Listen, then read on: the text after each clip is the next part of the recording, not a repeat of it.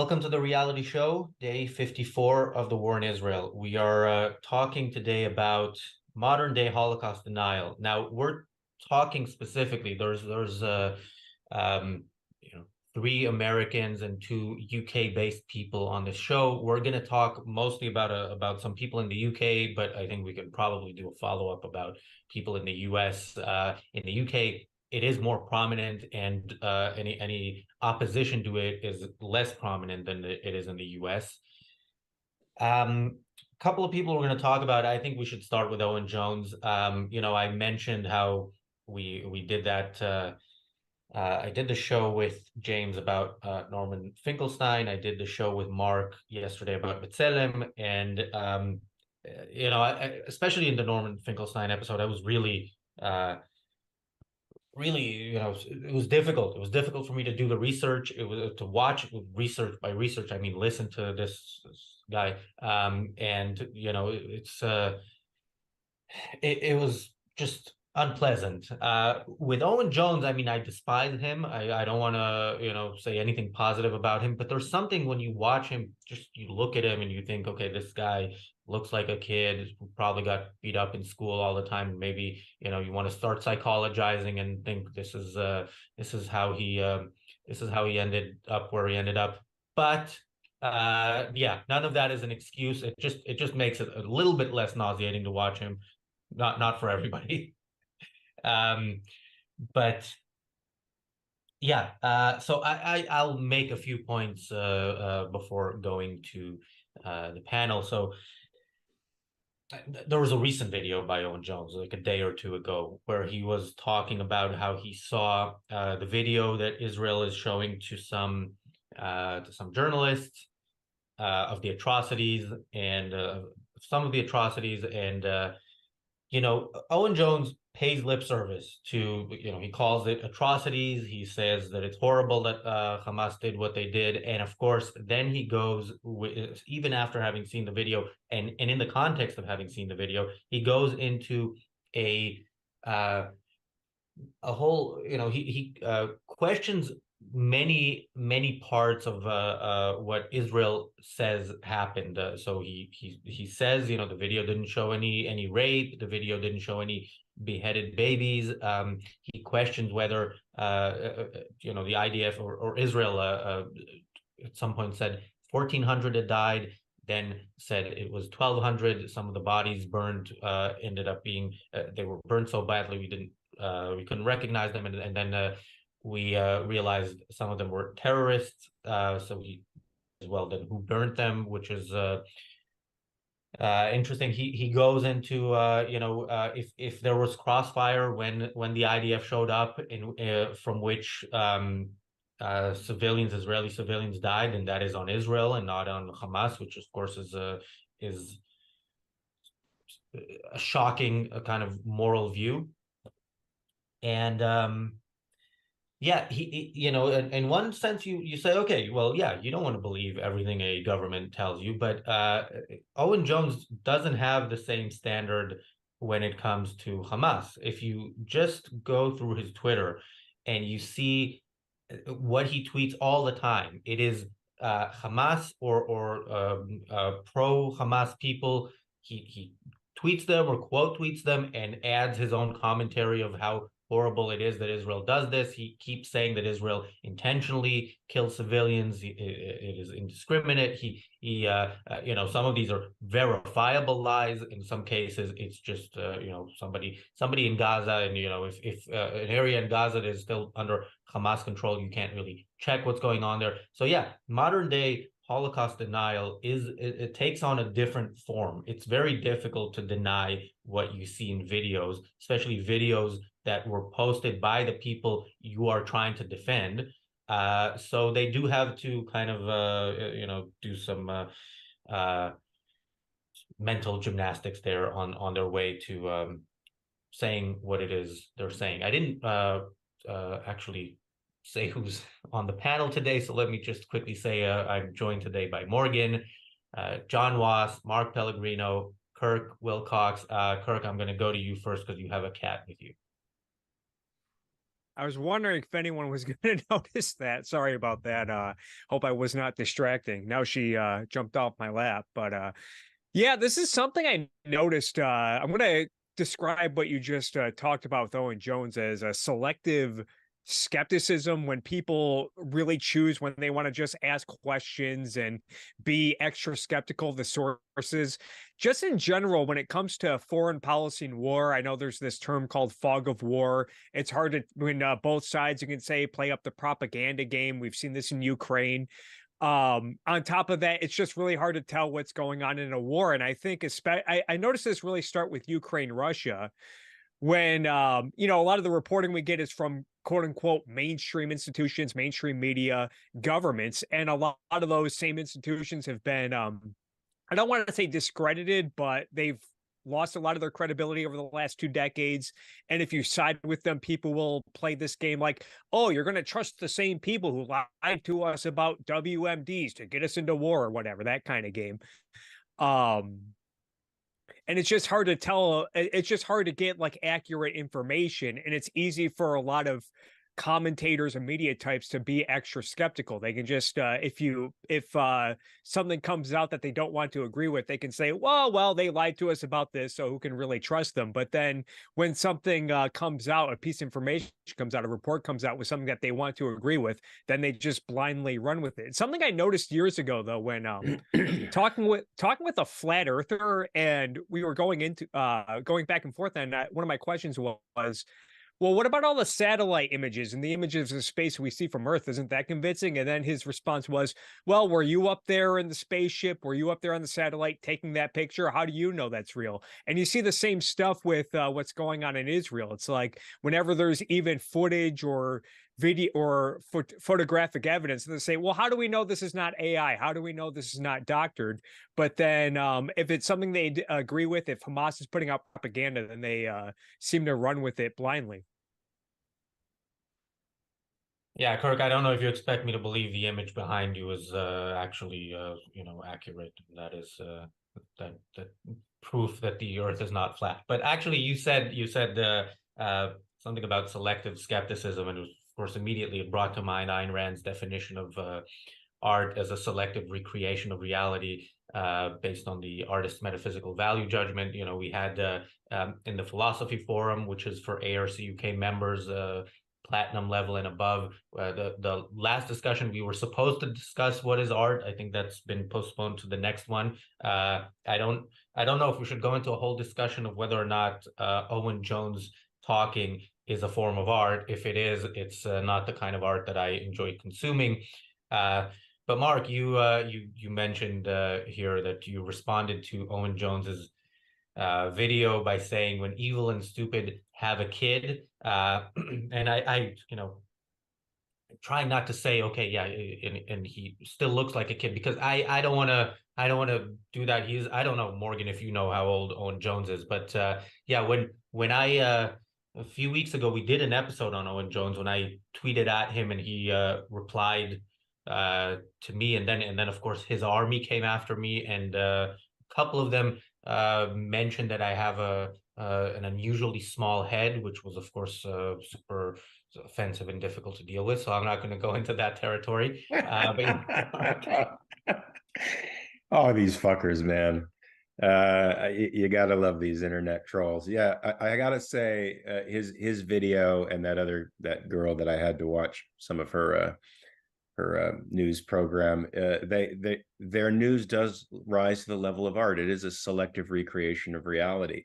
To be honest with you, I don't blame Israel for lying about anything. Let's say some of what he said was true, and Israel was lying to the international community, an international community that uses the pretense of something illegitimate, international law, to hobble Israel's self-defense.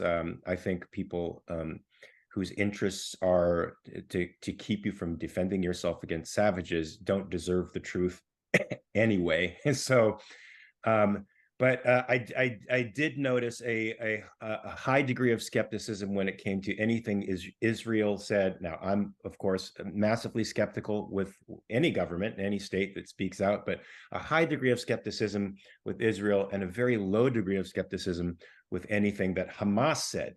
He actually quotes Hamas numbers. when he tried to disprove the two agents who were apparently acknowledging that it was a Islamic Jihad rocket that hit the hospital, or hit near the hospital, not an Israeli rocket. He claimed that these two, somebody said, I forget who it was, but it was somebody who claimed the syntax, pronunciation, and accents were clearly not people from Hamas, and he just believed it. He just believed it because it confirmed a bias of his, and his whole his diatribe is filled with that kind of stuff, convenient believing stats that confirm his bias, believing sources that confirm his bias.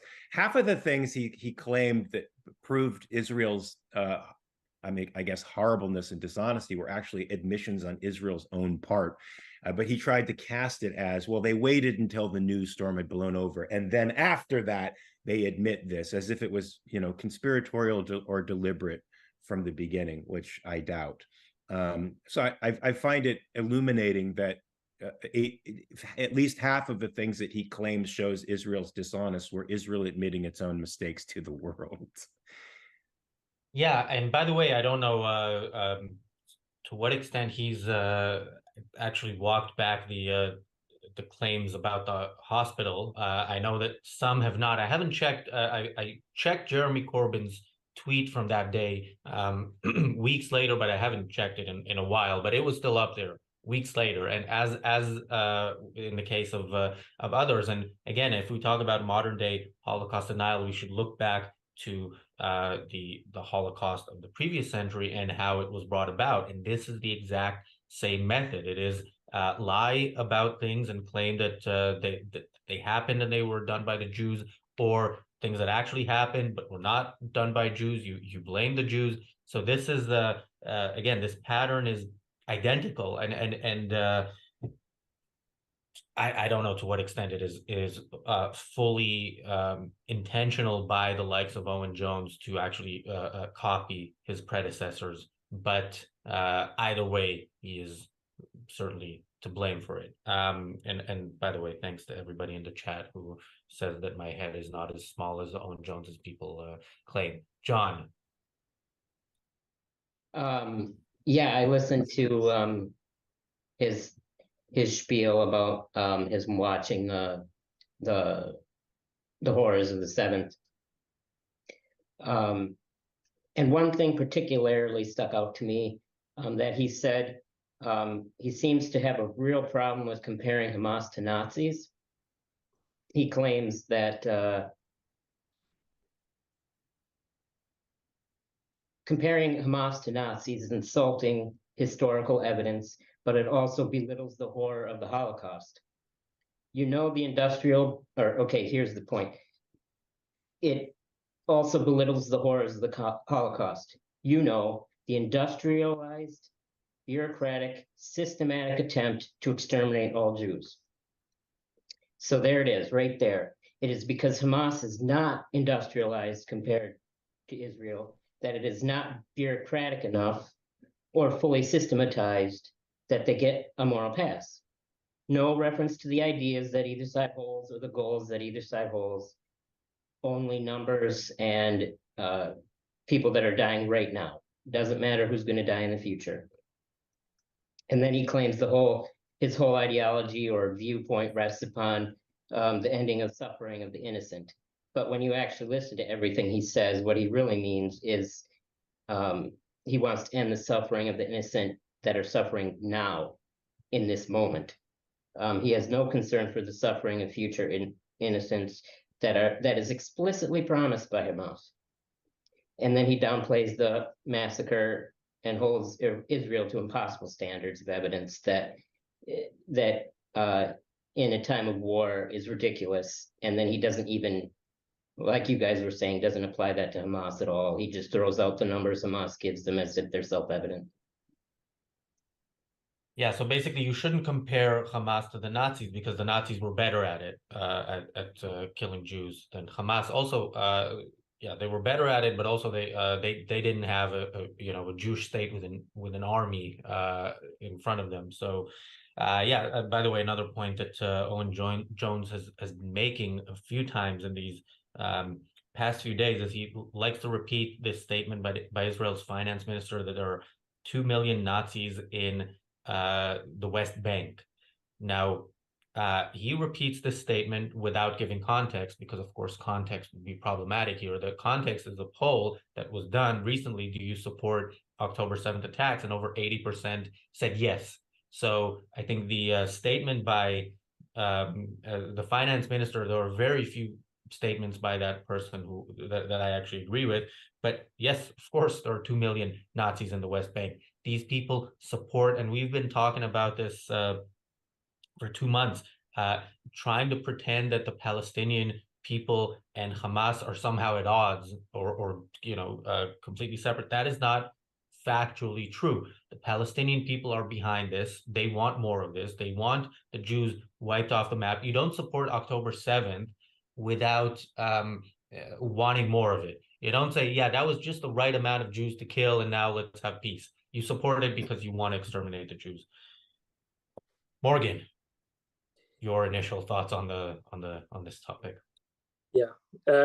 For the last video that we did about Owen Jones, it was unfortunate for you that you were next to me. My hat size is extra, extra, extra large, so it didn't help the contrast with your head, I don't think. For Owen Jones, I think I was gonna get a haircut, by the way, but just all this hair makes my head look bigger. It's the Owen Jones. There you go. I think actually the way you put it and the way Kirk put it is very good. Lip service and selective skepticism, because the thing that you can't miss in his video is that he's very much trying to make it clear to people, look, what Hamas has done is terrible. The 7th of October is an atrocity and blah, blah, blah. However, his emotional register while saying all that stuff is completely flat. And when he's talking about the crimes of Israel, it's very impassioned, very condemnatory, and very sort of morally full of fire and so on.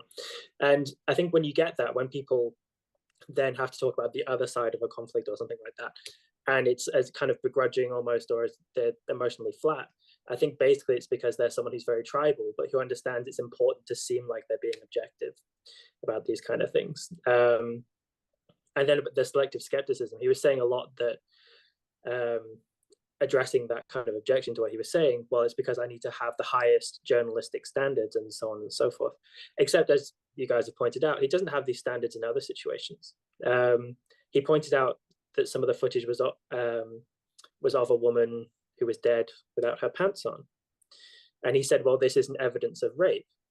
And it's true that I guess the video isn't showing that woman literally being raped, but it's a curious question as to how corpses take their own pants off, isn't it? And that he would not have that skepticism about rape or sexual assault in any other context. If we were talking about kind of a domestic affair in the UK and it was to do with rape and so on and so forth, he would very much be kind of skipping over the requirements for NITA, having to look at evidence and so on. So the way that people in modern Western societies do this kind of thing or support evil causes or do a kind of equivalent of Holocaust denial isn't by openly saying, yes, I hate all the Jews, I want to kill them all. It's by having these selectively high standards and all this kind of stuff, right? The comparison with the Holocaust stood out to me as well, John. And that's another way people do this kind of thing, is they get deliberately lost in the details. Because he said the comparison with the Holocaust belittled the Holocaust because the Holocaust was mechanized, industrialized on a grand scale and so on and so forth. Whereas actually the fundamental comparison is correct. It's a mass killing of Jews driven by anti-Semitism. That's why it's an appropriate comparison. Just because the people in Hamas don't have equivalents of camps, of death camps, for example, is a completely irrelevant detail. And initially, Razi, when you said you were titling it Modern Holocaust Denial, I was a bit skeptical about that title, but I was thinking about the things he was saying. And actually, it's very similar to what things that are said by David Irving, who's a British historian who denies that there was ever any gas chambers at Auschwitz, because you never actually see a picture of the gas chamber and so on in use and all this kind of stuff. So nitpicking about these kind of details is the way that people try and either create doubt or try and just undermine the cause of the just side whilst having a kind of plausible deniability about the fact that they're doing that. So those are my thoughts on Owen Jones. And also actually just on the Holocaust point, him talking about belittling the Holocaust. But I don't know if you guys watched the interview that he did with Ash Sarkar, who's from Navarra Media, that we're also talking about. But the way he introduces that segment is by saying communism, boo. That's a big scary word that's meant to make you think of the horrors of Stalin. But communism is back, baby.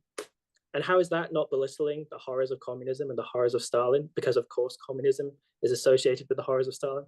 So yeah, I think Owen Jones is really, really bad. Yeah, the example of the woman who was shown in the video, and she doesn't have her pants on and she was burned. So this is a woman who was burned, and you see a friend of her, not a friend of hers, somebody looking for her friend and seeing if that body is hers.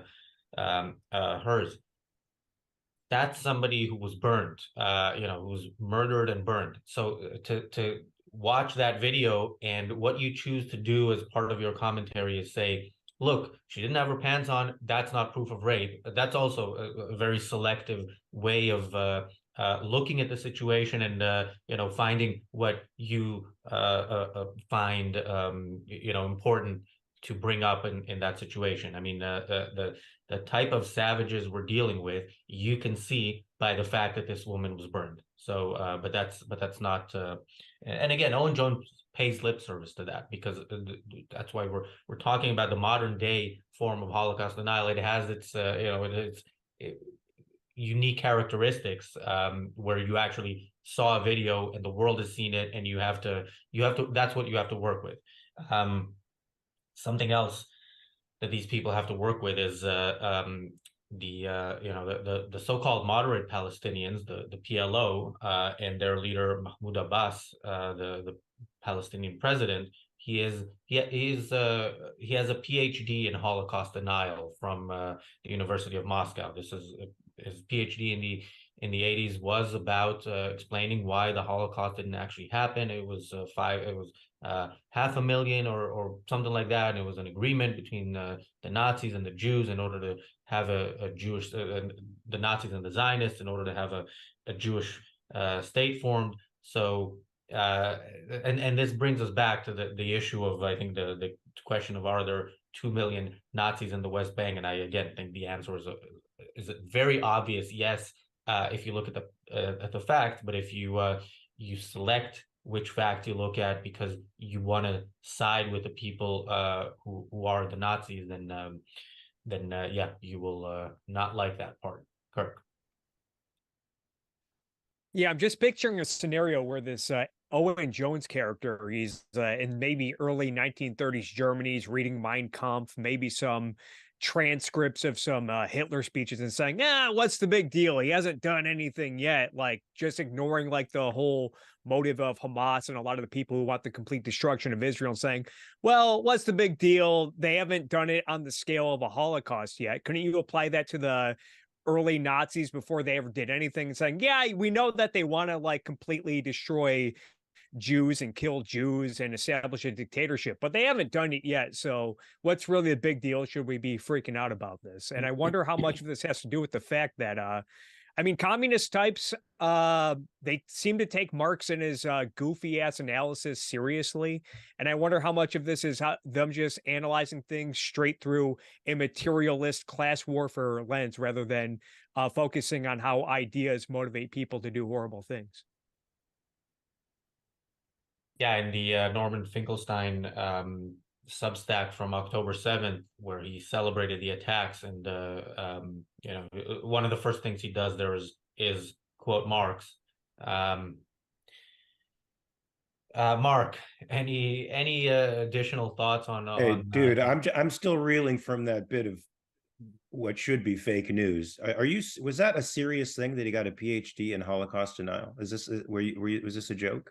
No, this is actually what Mahmoud Abbas has a PhD in. I don't think it's actually called a PhD in Holocaust denial. Let me clarify that. But it is a PhD where the point of it was his thesis was that the Holocaust didn't happen, and it was from the University of Moscow during the Soviet Union. So I don't think he could have gotten that from universities elsewhere, although maybe today I think we're if we're not there yet, we're moving in that direction. I mean, I think we live in strange times, times that are at least as strange as 1930s. So I do think we are revisiting some of the same themes from that time, and I don't think we've learned our lessons enough to fight them en masse. I mean, what's troubling to me is seeing how much purchase the pro-Palestinian movement has in the youth community, in colleges. I mean, a few years ago, I think you would have seen a few hundred at most people protesting for Palestine. And to now see tens of thousands of people taking to the streets and siding publicly with a gang of murderous thugs, and with a political ideology that is genocidal, that's frightening, man. So I feel like we're harkening back to the 1930s, and we're reliving those times all over again, but with more technology and with social media that could spread these mind viruses like a pandemic in the community. I mean, how do we fight this stuff aside from this? I mean, how much purchase do we get in the culture telling the truth like this? I don't want to be the voice of, I don't want to be the negativist here. I don't want to be the pessimist, but somebody help me, please. Give me some hope. I don't want to be the pessimist either, but I am. And I have been for the past 2 months. And I also don't know what we can do other than this. But everybody watching and who agrees that this is what we can do. Please do like the video. That helps with the algorithm, and share it, and share it especially with anybody who you think may be honestly mistaken on the topic. We have a super chat from Robert Naser. Thank you, Robert. I believe Robert is interviewing Mark later today on his show, 5 Minutes with Robert Naser, which I always have to warn people is not 5 minutes long. It's longer than that. But that is the name of the show. And but you want it to be longer than that. So and Catherine sends a super chat. Thank you, Catherine, with a heart emoji, says Israel, and then an Israeli flag emoji. Those of us here in Europe, in the UK, certainly, when we think of if there's any hope, we look to the US. John, are we right in doing that? I don't know. I hear that support for Israel in the US is extremely high, but I also hear that 70% of the youth support Hamas, basically. So I think it's going to get worse. Whatever support that is given now is going to dwindle as the older generation dies off, and these younger people who are brainwashed by their colleges to see colonialism as a bigger threat than terrorism is basically what it comes down to. Then it's going to get worse. The support will drop. But for now, you have the support of the US for the most part. But like I said, I hear a lot of statistics that the youth are turning against Biden because he's too supportive of Israel. And so I just don't know. I don't know what's going to happen. I have little optimism as well. And this, like you're talking about, this mind virus spreading, the longer this goes on, the more this spreads. Like you said, a couple decades ago, it would be a few hundred people out there protesting for Palestine, but now it's a few thousand. Well, that's because this virus has gone unchecked. And if it's not ended now, it will go unchecked again. And next time there will be twice as many supporters of Palestine. Morgan, I don't know if I should ask you if we should look to Scotland for hope, but no, probably not. The First Minister of Scotland is very sympathetic to Palestine at the moment. So no, don't look to Scotland for help on anything to do with politics for quite a while. I'm afraid it's going to take a long time to change here. The only thing I'd add on Owen Jones, and unless we go on to talk about Novara media in general, which is, I think, the closest comparison to Novara media from the US is like the Young Turks, but worse, basically. About Owen Jones was something, John, I think you mentioned this, that he said his whole perspective was to be against human suffering, and it's a perspective that I don't think even makes sense on his own terms, because if he was seriously doing that, he would have to look at the policies he was advocating and see to what extent does the end I'm advocating for bring about the least amount of suffering. And yet, with the history of the Israel-Gaza conflict, by calling for permanent ceasefires, it's just allowed the suffering to continue. So you couldn't seriously hold that position, even if, even from his own perspective. So I think it's just emotionalism that he turns on in the moment to try and seem like he cares, or to just, have to avoid thinking about things seriously. So, but yeah, anyway. Yeah, I like the comparison to the Young Turks, and I agree Novara Media is worse. Yeah, let's move on to Novara Media. So yeah, I think the better known figure there is Ash Sarkar, somebody else who responded to a tweet of mine and sent her army as well. That was an interesting encounter. Also, somebody who once debated Nikos, which was a big point of contention between me and Nikos. I thought he shouldn't have, but he did. I think that is somewhere online. How did he do? Huh? How did he do? Well, I was actually there, but yeah. Doesn't Nikos know her from back in the day, basically, when he was more sympathetic to these kind of views? I don't think he knew her from that far back, because she's young. I Young. mean, yeah, She's like 26. yeah. But yeah, Nikos does know some unsavory characters from back in the day. Maybe that's a whole show that we should do sometime. But I want to start the conversation on Novara Media with by reading this tweet from Rivka Brown, and I'm sure some in the audience had the same reaction that I did. Did you say Rivka? Yes, Rivka is a Jewish name. This is a person of Jewish descent. That makes it, I think, particularly interesting. This is what she tweeted on October 7th. Today should be a day of celebration for supporters of democracy and human rights worldwide, as Gazans break out of their open-air prison and Hamas fighters cross into their colonizers' territory. The struggle for freedom is rarely bloodless, and we shouldn't apologize for it. Now, she did apologize for it, so I will read some of that as well. She then quote tweeted it at some point and said, I've deleted this tweet. I responded too quickly and in a moment of heightened emotion. Witnessing Palestinians defy decades of oppression hardened me to the suffering of Israeli civilians, including my friends and family, and I regret that. I'm sorry. Yeah, I guess even for Novara Media, that was a bit too much, and they made sure she apologized.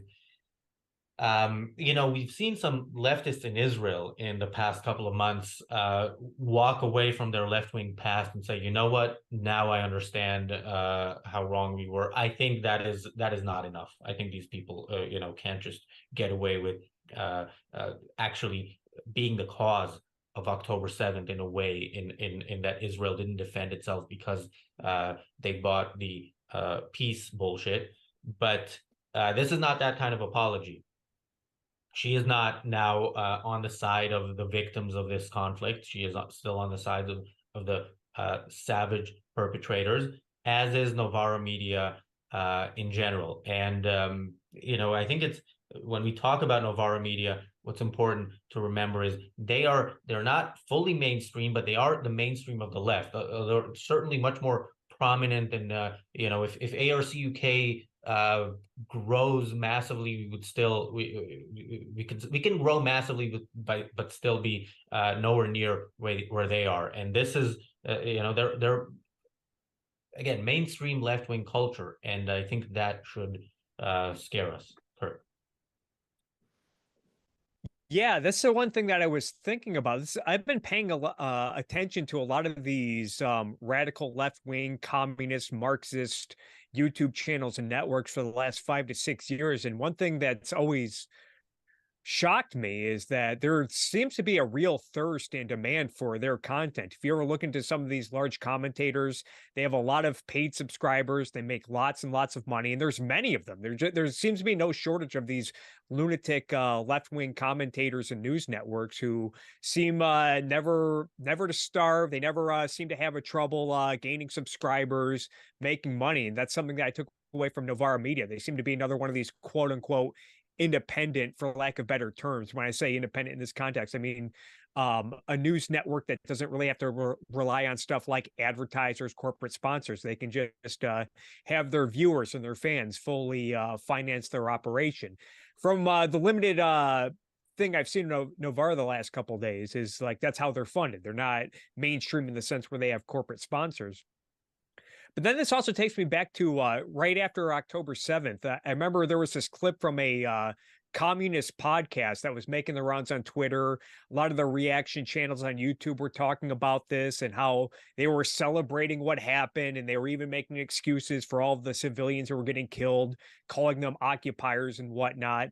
And a lot of people seemed surprised that communists would be horrible people. They're like, wow, can you believe these people have this view on what's going on? And it's like, I'm not really that surprised. I mean, communists, they've long been comfortable with political violence to achieve their ends. Communists have a track record of being on the wrong side of history on every geopolitical conflict. And yeah, I think it's time that people start waking up to how horrible a lot of these commentators and intellectuals and left-wing channels are. And then there's the fact that this is something else I've been struggling to think about. And I think this says a lot is there's part of me that says it makes sense from the whole Marxist analysis of like, oh, their whole zero-sum view of relations and how it's all about materialism. So if they look at Israel and Gaza, they see that Gaza's poor, Israel's rich, therefore Israel must be oppressing Gaza somehow. Yet they don't apply the standard to Palestinians' relationship with a political leadership like Hamas, whose leader seems to be well-funded, lives in Qatar, even has a history of making money off of plundering the residents in Gaza via taxes, definitely keeps them poor through political repression and whatnot, makes it impossible for them to rise out of poverty via free trade and whatnot. And I think it's telling that they don't apply this analysis to Palestinians and their relations to Hamas. Hamas is way more responsible for keeping the people in Gaza poor, way more than Israel ever has. Yeah, you mentioned, the left is comfortable with political violence to achieve their ends. Yeah, when your ends are political violence or basically, endless violence and oppression, the road there, it's easy to be comfortable with being violent on the road there. Thank you, Ashley Shrugged, for the super chat. She says these people's brains are open air toilets. And she follows up by saying, yeah, tired of the open air prison thing. Yeah, I'm also tired of basically anything these people say. One of them is, I still kind of struggle to understand how Mehdi Hassan has become so prominent in the US. I remember him from his days in the UK. So he was on BBC's Question Time, which is a major political panel show that they have here every week. And he was on it when right after the attack on the office of Charlie Hebdo, the massacre of the Charlie Hebdo employees, and the first thing he said was something like, yeah, it's not illegal to fart in an elevator, but you shouldn't do it, which is basically him. It's the most this is a way of justifying the attack, whatever way you look at it. And if you look at Mehdi Hassan's history, he has said things that are at least as bad, if not worse. And now he's on primetime television on a major news channel in the US. Mark, I don't know how much you watch MSNBC. You like to engage with the left, so maybe you do. Maybe you do watch MSNBC. Do you know Mehdi Hassan? Have you No. followed any of his stuff? No, thank God. All right, then any thoughts on Novara Media? Well, what's disturbing is the stuff that Kirk was talking about, that this is independently funded. That means they have a huge crowdsourcing. That means these ideas, there's a market for these ideas in our culture, and an overwhelming market. I mean, I see guys like Yaron Brook who have a subscribership of about 24,000. It should be 2.4 million. And these guys regularly, douchebags like what's his name, Vosh, these socialist punks, they get 2-3 million subscribers on their channels, and they're regularly putting out garbage, intellectual and political garbage like this. It's frightening, because that means the virus is set. That means the epidemic is among us. We're in a pandemic of intellectual idiocy at the moment. And once again, I pose the question: how can we fight that? We're doing our best, but we're fighting against the tide that has been building up for 75 or 100 years now. We're seeing the fruits of decades upon decades upon decades of indoctrination. So what can we do? I know one thing you can do. You can come out to Austin and watch Enemy of the People, because that will be very, very inspiring for anybody who needs to get that feeling for what the individual versus the collective is all about. Yeah, and another thing people can do, I might as well use this as an opportunity to raise funds. Why not? Yeah, Novara Media, people actually go and give them money to support their vile work. The Ayn Rand Center UK has a membership program. Yeah, we will start. So we're going back to promoting ourselves on the show. I know we said we wouldn't do fundraising, but this war will go on for a while, and we want to grow. We want to reach more people, and becoming a member not only helps us do that, but there are benefits. There are study groups, there are book clubs, there's a lot you get with these memberships, and the higher the level of membership, the more you get. But also it does provide us with funds that help us stand up to the likes of Novara Media. Maybe that should be a fundraising campaign. Help us stand up to Novara Media, although that'll be a very UK specific, and most of our audience is in the US. It's very, yeah, we can do a US equivalent. Help us stand up to the Young Turks. John. Hey, by the way, just another shameless plug. Ashley Shrugged and I have started a t-shirt line. So it's going to be a pro-capitalist, anti-communist t-shirt line. She's like the slogan queen, and she's come up with some great ideas that are going to start hitting the market soon. So you could get those, wear those t-shirts out as part of your protest against the hordes of idiots that are coming your way in waves. Nice. And if Daniel finds the link to that, he will post it in the live chat. John, your thoughts on Novara Media from what you've seen? And again, I'm aware you're in the US. You don't have the pleasure of having them in your face all the time like we do here in the UK.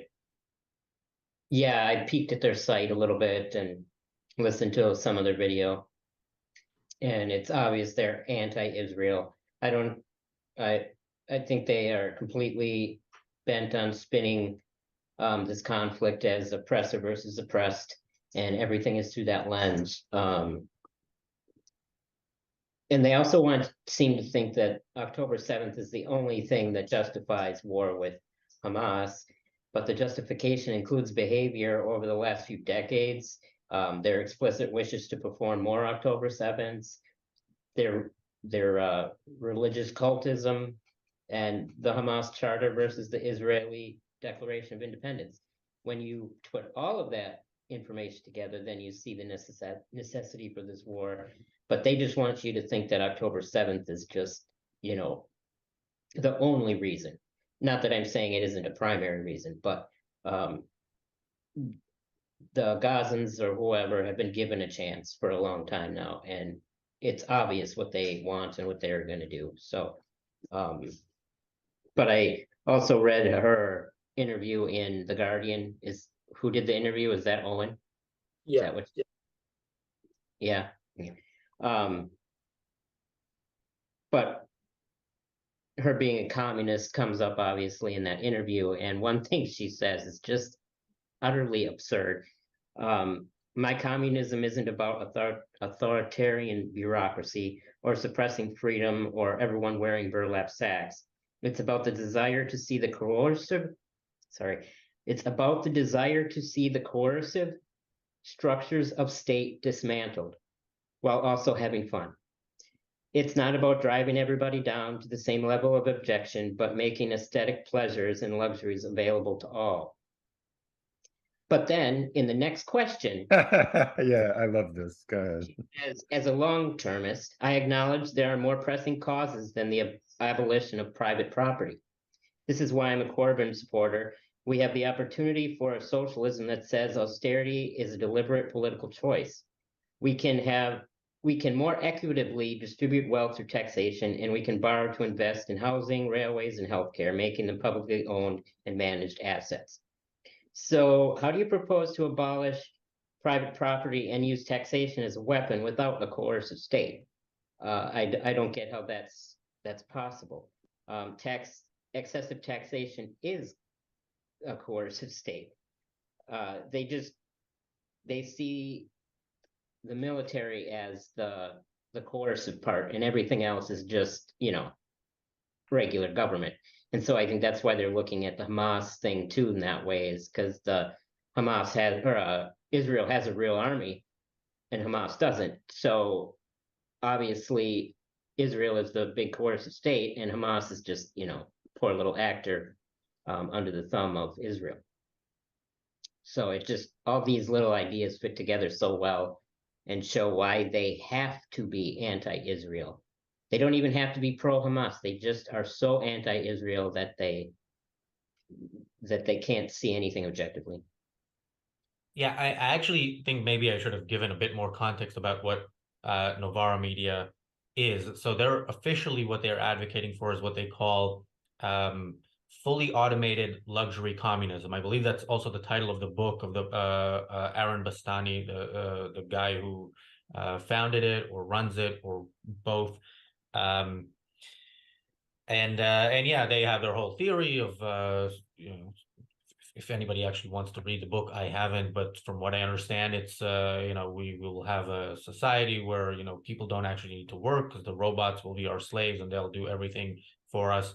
But yeah, their imaginary world is also, of course, that they moonlight as advocates for the elimination of the Jews in Israel at the very least, and potentially beyond, and for all other despicable causes worldwide.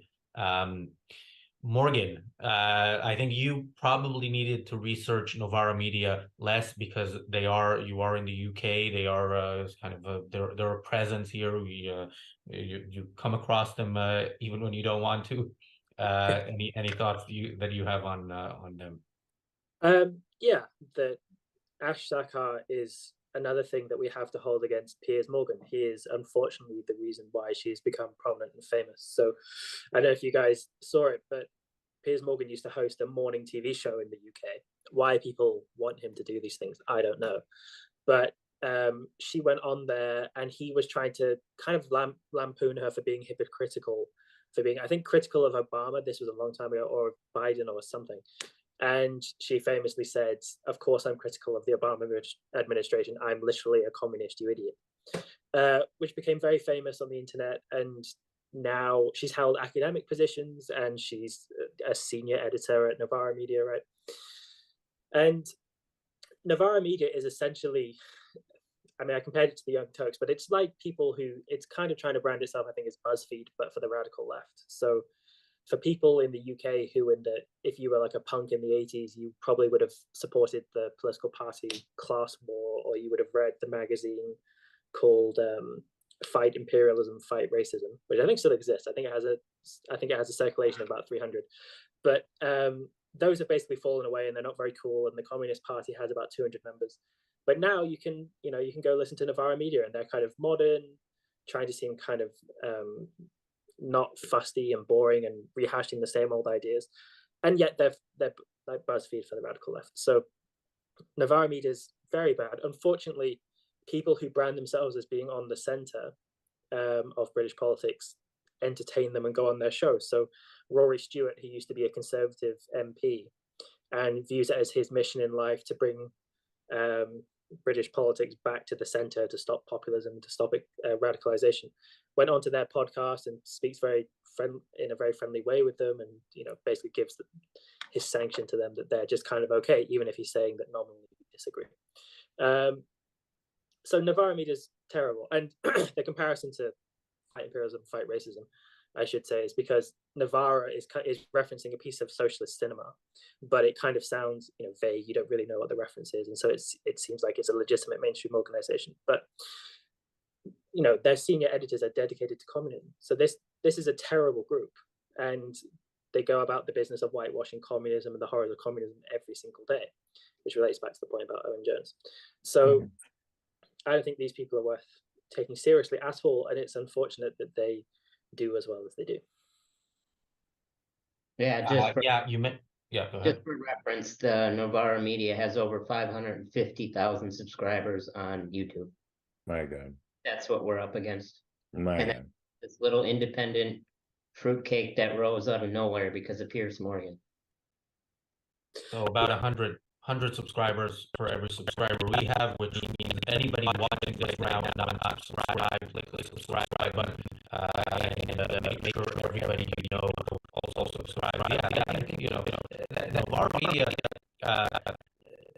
and Owen Jones, these are leftists who, unlike much of the left, they actually want to talk to and debate people with other views. Now, we also want to talk to and debate people with other views, but I draw the line somewhere, and Novara Media is far beyond that line. So we, even if they would agree to engage with us, we, that's not happening on this channel.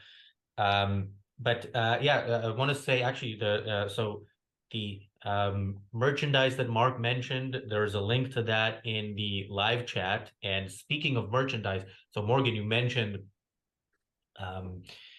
that Ash Sarkar became famous when she was on Piers Morgan's morning show and said to him, "I am literally a communist, you idiot." And then, sometimes my thought when I hear something like that is, okay, sometimes in the heat of the moment, people say things, and then it is okay to apologize and to say, look, this is not how a polite, civilized person debates. Even if you disagree with somebody, you don't call somebody an idiot as part of a disagreement. But she went and put it on T-shirts. So if you're looking for merchandise, that I don't know if that's still out there, but she did actually sell T-shirts. It's very communist of her. Sell T-shirts that said, "I'm literally a communist, you idiot." So that's the kind of people these people are. Well, Razi, they can promote luxury communism because when the communist boot comes down on the rest of our necks, they're going to be the ones in the limousines drinking the champagne, extorting the fruits of our labors. So, and we're going to be the robots. Yeah, yes, for them, it is luxury communism. For the rest of us, it's burlap sacks. We have just a few minutes left, and we do have a hard stop at 7, because at 7 we have a briefly objective video of Morgan talking about, let me see the title of that is the British Anti-Semitic Coalition. Morgan, you look like you didn't even know that you're on. Oh, that's news to me. There we go. Oh, everyone should go listen to it then, clearly. Yeah, go listen to it. That's a channel that has less than 1,000th of the subscribers of Novara Media. So definitely subscribe to that channel and like it and share it. Let's quickly go around and see if anybody has any final thoughts about anything we talked about today or anything we missed. Kirk. We need a new Keeping Up with the Joneses, and I think in this case we need people to keep up with the Gareth Joneses, the British journalist from the 1930s who bravely exposed the famine in Ukraine, and fewer goofballs like Owen Jones. So yeah, let's keep up with the Joneses. Let's bring that back in the sense that journalists need to aspire to be like someone like Gareth Jones, and we need fewer Owen Joneses. Mark, your thoughts? Yeah, I'm going to second that. We need legitimate journalists who are truly objective, whose object is to give the truth to us so that we can make the right kinds of policy decisions. So yeah, man, and us, let's keep the fire burning, man, so that we can combat these douchebags. What's his name? Owen Jones. So we can give him the, you know, the rhetorical choke, which is what I'd love to do to him personally. But we'll do that through our superior content. Yeah, and by the way, I just want to point out, this is why I'm sure as time goes on, the fact that we are not doing any shows other than the Daily Objective and the reality show, and we're not talking about anything other than Israel and Israel related stuff. I'm sure some people miss, as I do, our other content, but look, this this war is relevant to all of us, and it's very real, and you know, the other side is coming for all of us, and we should yeah, I think this is necessary for us to do for the foreseeable future. So John, your thoughts? Yeah, I agree with you, Razi, that this is an important subject. I've heard other objectivists claim that some objectivists are focusing too much on the war, and it has little to do with objectivism fundamentally, or only partially. But I think that's ridiculous. This conflict, this war, this whole issue involves everything from collectivism to politics to morality. You know, everything is part of this conflict all the way down. And I think it's a great way to apply objectivism to something as clear as this issue is. By the way, I saw in the chat that Sutherland said that there was something going on with the audio. I hope that wasn't much of a problem, and I hope everything is okay now, because I said some things that need to be heard. But Morgan, you will be saying some things that need to be heard in a couple of minutes on the Briefly Objective, but any more of them right now? Fully automated luxury communism used to be an insult. If you used to call someone a champagne socialist, it was a bad thing, but clearly not anymore. I think Christopher Hitchens used to joke that nothing's too good for the working class, but luxury and automation are qualities of capitalism, not communism. So it's a nonsense idea, and people should avoid Novara media. Yes, and of course, once again, people should, while avoiding Novara media, if you're starting to avoid them and there's sort of a gap, you know, the time you spent on Novara is now free time. You should definitely spend that time watching our content. We are here every weekday with the reality show, every day, including weekends, with the Daily Objective. And thank you, Ginger, for the last minute super chat. She says, yes, Razi, this is the right focus. It's very, very important. Thank you. Thank you, Ginger, for that super chat and for your continued support. And thanks everybody for joining me. Thanks everybody for watching. We're back again tomorrow, 5:30 p.m. UK time, 12:30 Eastern, with the Daily Objective, followed by the reality show. And the Briefly Objective starts now. Peace. Recording stop.